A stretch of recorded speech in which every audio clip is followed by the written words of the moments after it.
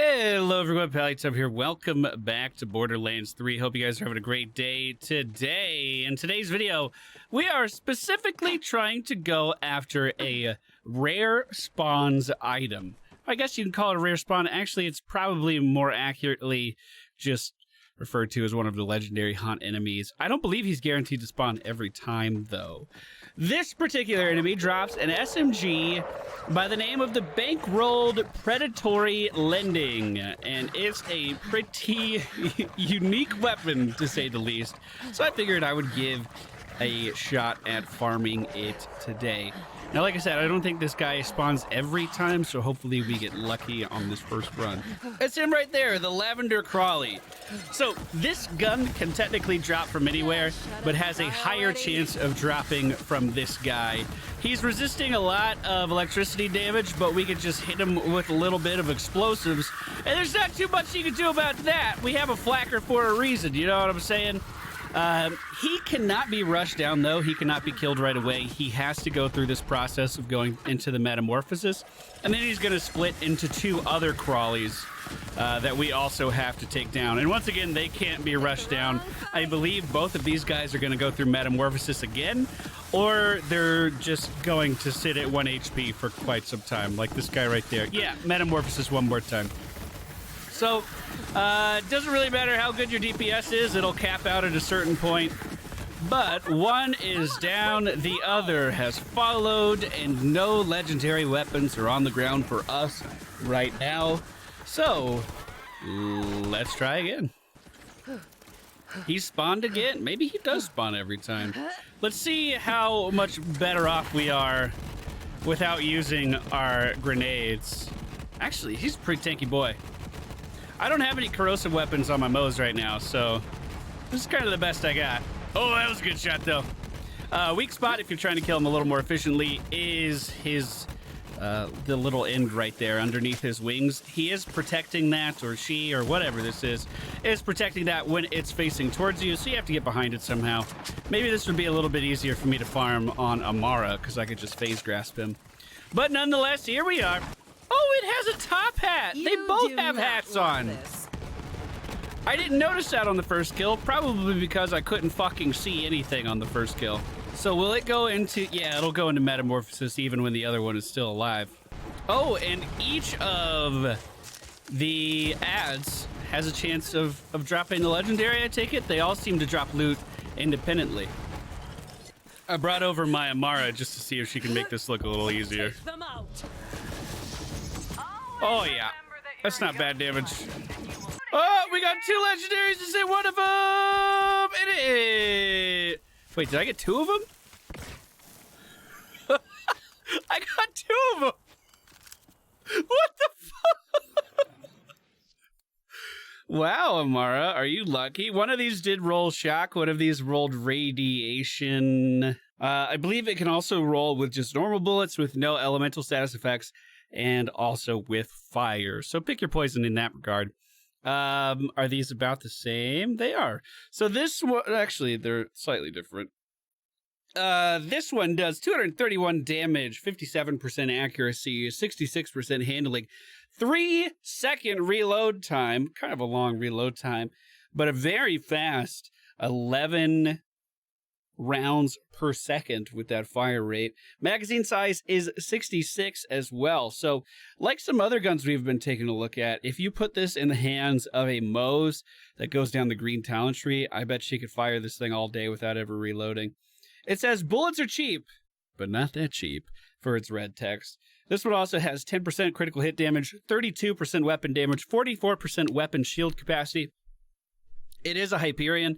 So what that means is when you point this at an enemy, it is going to pop up with a shield in front of you, and that shield will absorb a little bit of damage as well. Super duper fast fire rate. We could probably get this thing to ricochet all over the place. And let's compare it with the other one. Both of them have a relatively low elemental chance, both sitting at 8%. Although the electricity one is going to do a little bit more damage.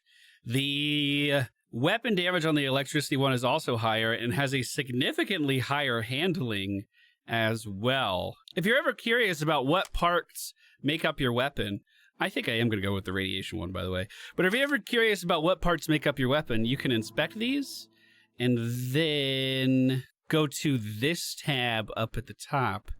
And you can see the body components. You can see the accessories. Really break these down to understand what makes your weapon tick.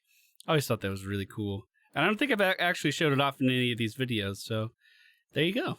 Kind of neat. Have you picked up on what makes this weapon unique yet? I'll give you the first clue.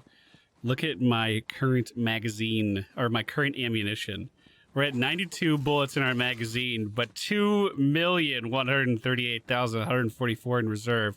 That is because this bullet fires your money at enemies.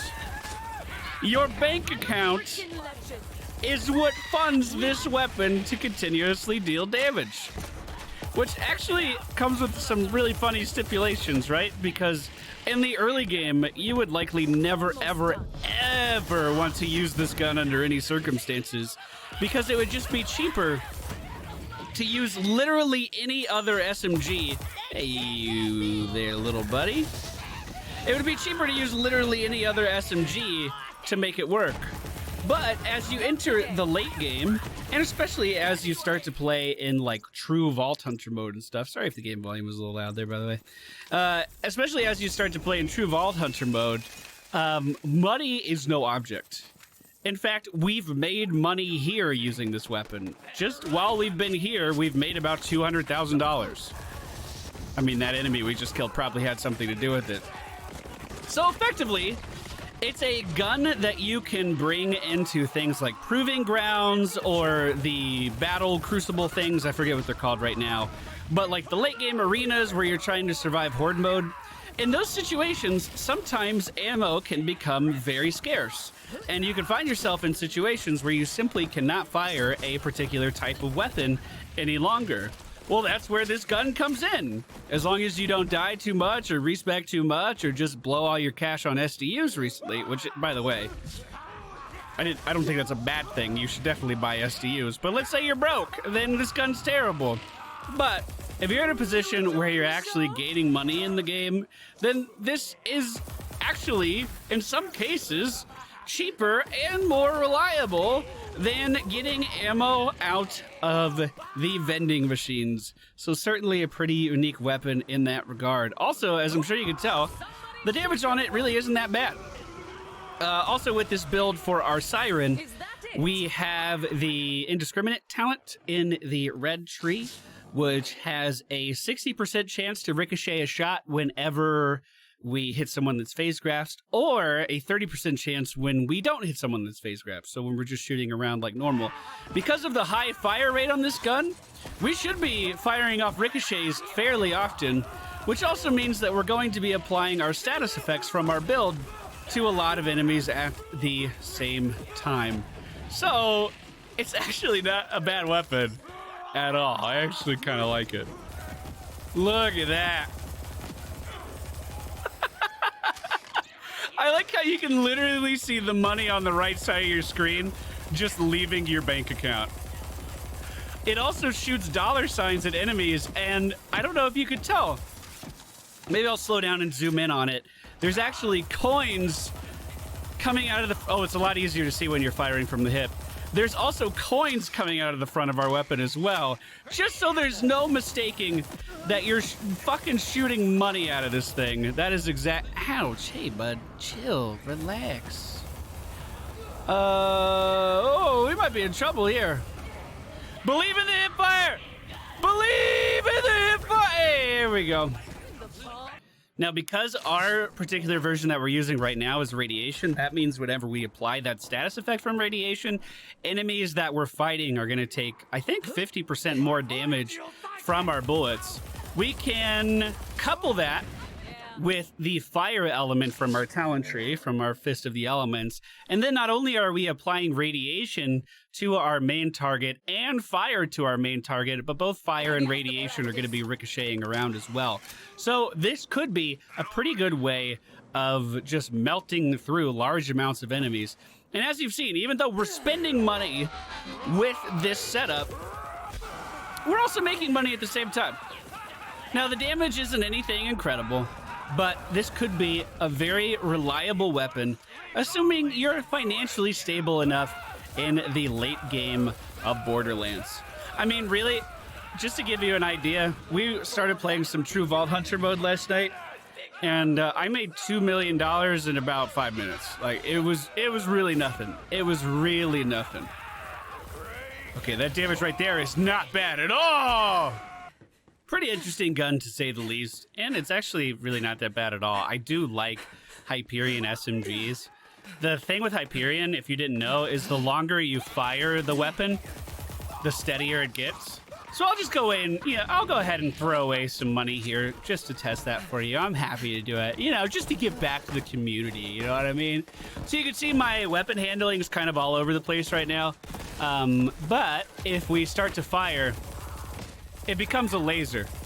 Notice it's not moving at all. Our crosshair is just steady, which is another reason that this would not be a bad gun in the hands of a green talent build Moze at all.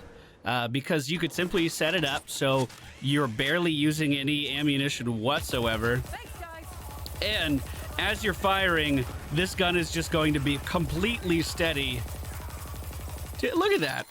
That's so good. And all Hyperions act that way. The more you fire a Hyperion weapon, the steadier it becomes. But that's going to do it for today's weapon spotlight, guys. I hope you enjoyed it. This one was actually really cool. I'm surprised I got it as fast as I did. Now, just again to reemphasize, you can get this weapon anywhere. It just has a much higher chance of dropping off of that Lavender Crawly.